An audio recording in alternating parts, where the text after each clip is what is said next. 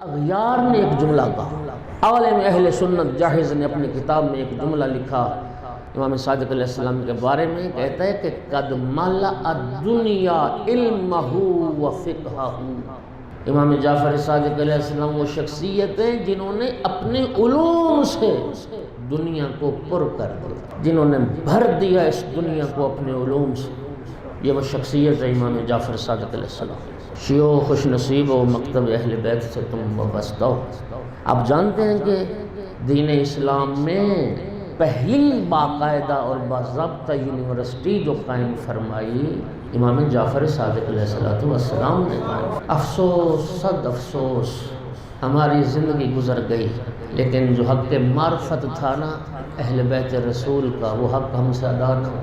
آپ ہمارے ممبر کا مزاج جانتے ہیں، دو تین آئمہ کا فضائل کے حوالے سے ذکر زیادہ آتا ہے سننے میں، دو تین آئمہ کا مسائل کے حوالے سے زیادہ ذکر آتا ہے سننے میں، اور باقی آئمہ کے نہ فضائل پڑھے جاتے ہیں نہ مسائل پڑھے جاتے ہیں۔ مثلاً سارا سال امام زمانہ کا کتنا تذکرہ ہوتا ہے، یا امام حسن عسکری علیہ السلام کے بارے میں، اسی طرح امام علی نقی علیہ السلام، امام محمد تقی علیہ السلام، امام محمد باقر علیہ السلام، امام صادق علیہ السلام۔ لیکن میں جانتا ہوں آپ خوش نصیب ہیں کہ اس ادارے میں الحمدللہ معصوم کی ولادت اور شہادت کے ایام منائے جاتے ہیں، اور جو الحمدللہ علم و علماء کے دامن سے وابستہ ہیں، یقیناً ان کی معلومات دوسرے لوگوں کی نسبت بہت بہتر۔ امام صادق علیہ السلام کے بارے میں ہماری ملت عموماً، میں عام افراد کی بات کر رہا ہوں، دو باتیں جانتے ہیں۔ ایک تو یہ جانتے ہیں کہ ہمارا مذہب جعفری، اور ایک یہ جانتے ہیں کہ 22 رجب کو کونڈوں کی نیاز ہوتی ہے امام جعفر صادق۔ آپ کیا نہیں ہوتی؟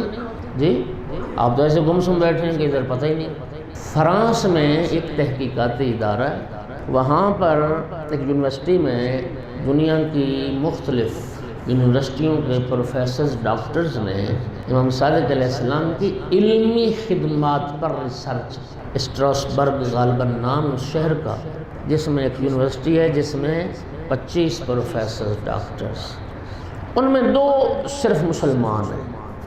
آج میں پڑھ رہا تھا، اور دونوں غالباً، ایک شاید امام موسیٰ صدر تھے، ان کا نام لکھا، اور ایک لبنان کی یونیورسٹی کا ایک اور پروفیسر ہے، اور باقی جتنے ہیں 23 افراد وہ سب غیر مسلم۔ اور ایک عرصہ امام صادق علیہ السلام کی علمی خدمات پر تحقیق کی، اور پھر انہوں نے اپنی اس تحقیق کو کتابی شکل دی، اور اس کتاب کا نام رکھا سپر برین ان اسلام۔ پھر اس کتاب کو فارسی میں ترجمہ کیا گیا مغز متفکر جہان اسلام کے نام سے، پھر وہاں سے اردو میں بھی ترجمہ ہوا، سپر مین ان اسلام کے نام سے بھی یہ کتاب موجود ہے۔ لیکن ایک کتاب، اسی کتاب کی ایک تلخیص ہے امام جعفر صادق علیہ السلام اور سائنسی انکشافات، ان کے نام سے بھی ہے، اور ایک اور اسی کتاب کا ترجمہ ہے کہ 23 یورپین جو ہیں ان کی نگاہ میں مقام امام جعفر صادق، یہ ناموں سے یہ ترجمہ ہوا اس کتاب۔ انہوں نے امام صادق علیہ السلام کی جو زندگی پر تحقیق کی اپنی ایک کتاب میں لکھنے، ضرور خریدیے گا کتاب اور پڑھیے گا اس کتاب کو۔ البتہ میں ایک بات پہلے وضاحت کر دوں کہ وہ چونکہ جو لکھنے والے ہیں محققین، وہ تو شیعہ تو نہیں ہے، مسلمان نہیں ہے، وہ نہ ولایت اور امامت کا عقیدہ وہ رکھتے ہیں، اور نہ وہ شیعہ معتقدات کے قائل ہیں، لہذا کئی باتیں ہیں جن سے ایک شیعہ نقطہ نظر سے اختلاف کیا جا سکتا ہے، لیکن اس کے باوجود وہ جو تحقیق ہے وہ قابل قدر ہے، وہ پڑھنے کے قابل۔ اس کتاب میں انہوں نے یہ اعتراف کیا کہ ہم حیران ہیں کہ آج سے تقریباً 1000 سال 1100 سال پہلے، جب وسائل اتنے نہیں تھے، کس طرح سے ایک شخصیت نے علوم کے دریا بہا دیے، کس طرح ایک شخصیت نے علم کے میدان میں انقلاب پیدا کر دیا، کس طرح ایک شخصیت نے اس زمانے میں اسپیشلسٹ، متخصص، ماہرین فن پیدا کر دیے ایک شخصیت نے۔ اور حیران ہو جاؤ گے، میں حوزہ علمیہ قوم میں رہا ہوں، آقا تشریف فرمائیں، آپ کالج یونیورسٹی کی دنیا کے لوگ بیٹھے ہیں، آپ بہتر جانتے ہیں ایک ماہر استاد زیادہ سے زیادہ کتنے علوم اور فنون پڑھا سکتا ہے، میں جانتا ہوں علمیہ میں ایک ماہر استاد کتنے زیادہ سے زیادہ علوم اور فنون پڑھا سکتا ہے، کتاب کا میں حوالہ دے چکا، اگرچہ انہوں نے روایت ذکر کی اور اس کو بعید بھی جانا اور حیران بھی ہوئے کہ ہم حیران ہیں۔ اس کتاب میں انہوں نے اس حوالے کے ساتھ لکھا، چشم فلک نے نہیں دیکھا ایسا استاد۔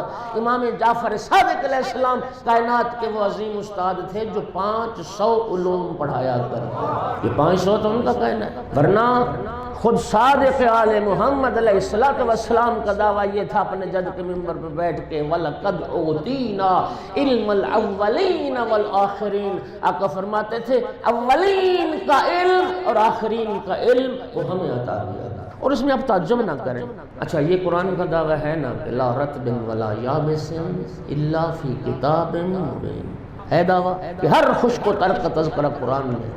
تو سامعین گرامی جو ہستیاں پھر اس قرآن کی وارث ہوں گے وہ ہر خشک و تر کے عالم کیوں نہیں ہوں؟ اور پھر قرآن کہتا ہے وَكُلَّ شَيْءٍ أَحْصَيْنَاهُ فِي إِمَامٍ مُبِينٍ، ہر شے جس کو شے کہہ سکتے ہو اس کا علم امام کے پاس، جو شے لفظ شے کا مصداق ہے، جس کو شے کہا جا سکتا ہے اس کا علم امام کے پاس۔ وَكُلَّ شَيْءٍ أَحْصَيْنَاهُ فِي إِمَامٍ مُبِينٍ جب یہ آیت مجیدہ نازل ہوئی لوگوں نے پوچھا یا رسول اللہ یہ امام مبین تورات ہے؟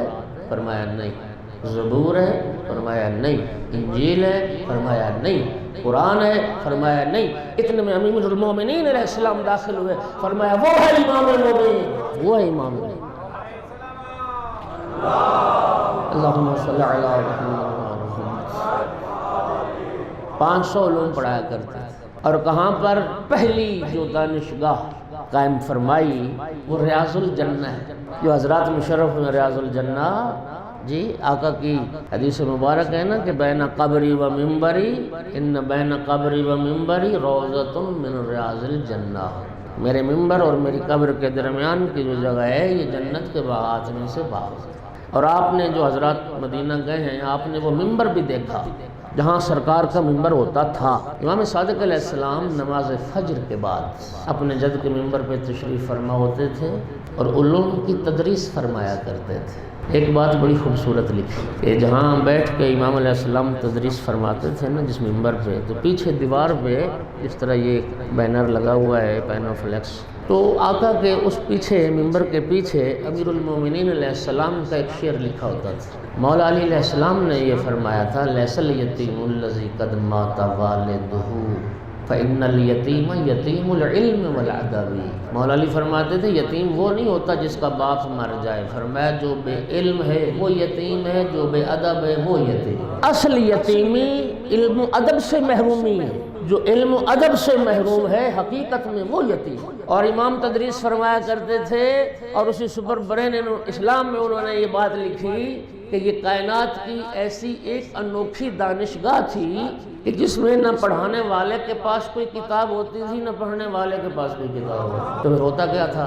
ہوتا یہ تھا کہ مختلف علوم و فنون سے دلچسپی رکھنے والے لوگ محضر مبارک امام صادق علیہ السلام میں حاضر ہوتے تھے، اور جو جس فن سے دلچسپی ہوتی تھی، مثلا ریاضیات والا، وہ لوگ کھڑے ہوتے تھے، وہ امام علیہ السلام سے سوال کرتے تھے اس فن کے متعلق، امام علیہ السلام جواب دیتے تھے، اس علم کے اصول اور فروع امام انہیں تعلیم فرماتے تھے۔ اس زمانے میں کاغذ عام نہیں تھا، کاغذ چین میں صرف بنتا تھا اور بہت مہنگا پڑتا تھا، تو یہ جتنے شاگرد تھے نا امام کے، تو یہ محضر مبارک میں بیٹھ کے امام کے ارشادات کو تختیوں پر نوٹ کرتے تھے، تختیوں پر لکھتے تھے، اور گھر جا کے پھر انہیں کاغذ پہ منتقل کرتے تھے، اور اس طرح سے مختلف علوم و فنون میں کتابیں تدوین ہو رہی تھی، ریاضیات والا، ارضیات والا، فلکیات والا، ایک لغت والا، جغرافیہ۔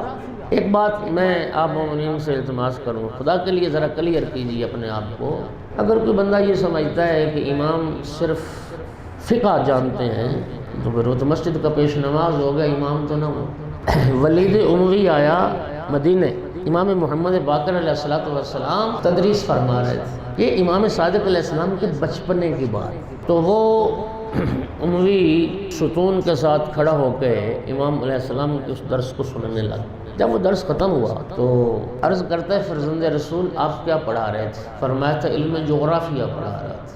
اس نے حیران ہو کے پوچھا یہ بچہ جو بیٹھا ہے اس درس میں کہ یہ بھی اس علم کو جانتا ہے؟ فرمایا جتنا یہ جانتا ہے کوئی نہیں جانتا۔ ما کان کے عالم ہے، ما یکون کے عالم ہے، وما ہوا کائن الی یوم القیامہ، اس کے بھی عالم۔ اور خدا جانتا ہے ماہر فن پیدا کیے، اور اسی کتاب میں کہتے ہیں کہ امام کے محضر میں صرف مدینہ کے لوگ نہیں تھے۔ اب اس کا اندازہ خدا آپ نے کرنا ہے۔ وہ کہتے ہیں ہماری تحقیق یہ ہے کہ اطراف و اکناف عالم سے لوگ پہنچے ہوئے تھے، مختلف 15 زبانیں ان کی تحقیق ہے۔ دنیا کی مختلف 15 زبانوں کے جاننے والے لوگ محضر مبارک امام صادق علیہ السلام میں حاضر ہوتے تھے، جنہیں امام کی شاگردی کا شرف ملا۔ اور پھر اگلی بات لکھتے ہیں کہ چشم فلک نے نہیں دیکھا ایسا استاد، یہ کائنات کا وہ عظیم استاد تھا جو ہر شاگرد کو اس کی زبان میں درس پڑھایا کرتا ہے۔ اور امام ہوتا ہی وہ عالم بکل لغت من لغات الدنیا، امام ہوتا ہی وہ ہے جو دنیا کائنات میں بولی جانے والی ہر زبان کو سمجھتا ہو، صرف انسانوں کی نہیں، چرند پرند کی زبان، حیوانات کی زبان۔